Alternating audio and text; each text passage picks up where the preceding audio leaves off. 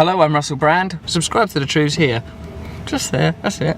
First we'll be doing comments that address what? Just generic comments. Let's see who's first. The Chelsea, 58. Hello Russell, how do you do? I hope you don't mind, but I use your Trews music as my mobile's ringtone. I do mind. That'll be a quid, please.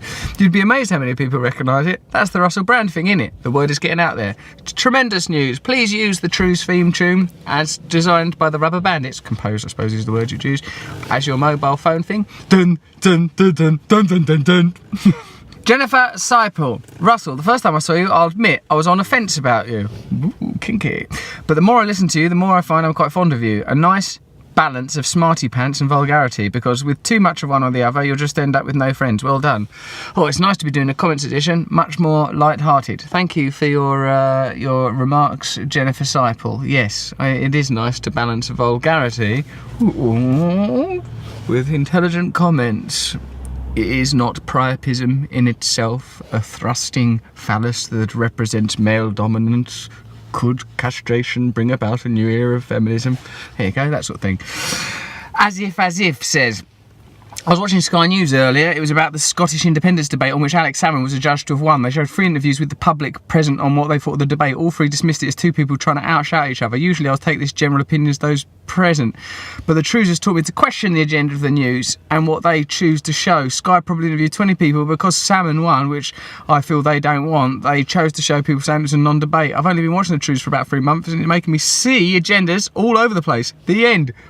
Well done. That's exactly what we're trying to do. No, it's good. We're all learning stuff together, aren't we? Rose, 97. Russell, random. If humans are descended from apes, why are some apes still apes and humans still humans? Why did they evolutionise some and others did not? Because you shared your thoughts on this. Well, I suppose evolution is an ongoing process, and like perhaps those other apes are, you know, continually in their own form of evolution.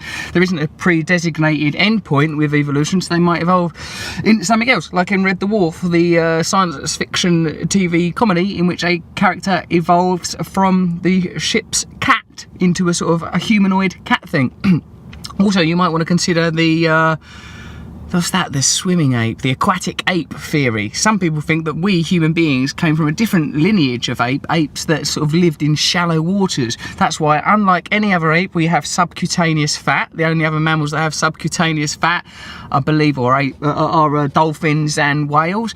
And we are the only apes that can dive. There's loads of sort of theories. Have a look at the aquatic ape theories. There's a bit more stuff. Evolution is obviously an ongoing process, mate. So there you go.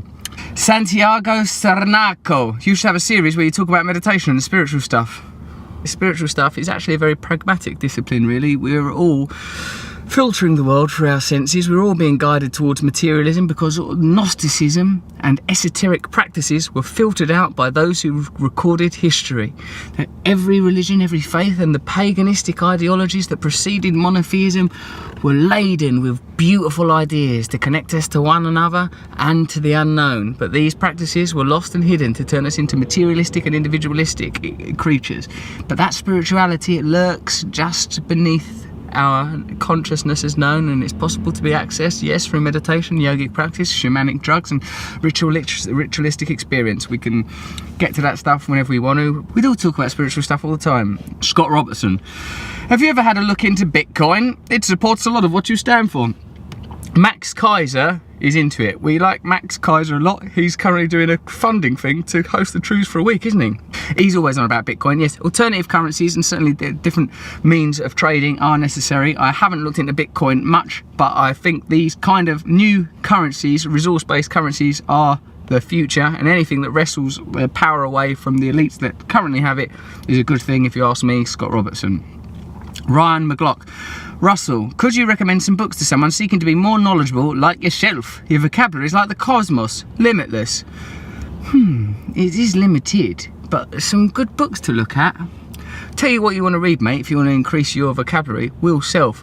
Read anything of his, any article. You have to get a dictionary and then like just read any bit of Will Self and just go, oh bloody hell, I didn't know that word. Oh bloody hell, I didn't know that word. Have a look at Will Self if it's specifically for vocabulary. Down Under Observer says, "G'day, Russell." Sticking rigidly to his Australian stereotype, loving the Trews, and I hope one day it makes a mark in the alternative media, providing a sense of humour to go with the news. After all, what is life without a laugh or two or three? I really think the Trews should cover the food industry, particularly the meat and dairy, and how the same globalist corporations that bankrupt us and control us also commit atrocities and modify our food under the cover of clever advertising. Your thoughts, mate? Yes, you're quite right. The food industry and the agricultural industry, when conducted on a global, transnational level by great multinational corporations, is terrifying. There's all sorts of skullduggery conducted by the likes of Monsanto, whether it's GM farming and the intervention in sort of localised farming practices. The UN recently did a study and they learned that all of our agricultural needs could be met by localised organic farming. This is the model we want to head towards. Localised collectives controlling our own resources, growing our own food naturally in harmony with the planet. People who tell you that can't work. Industrialised agriculture will feed the world. That's why no one's hungry. Loads of people are starving. Oh, damn.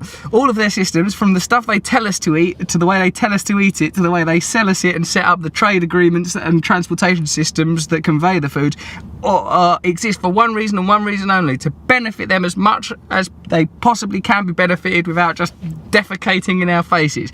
So Down Under Observer, you make some good points. Thank you. That is some Trews Comments Edition. Subscribe here, tell your friends, let's all get together.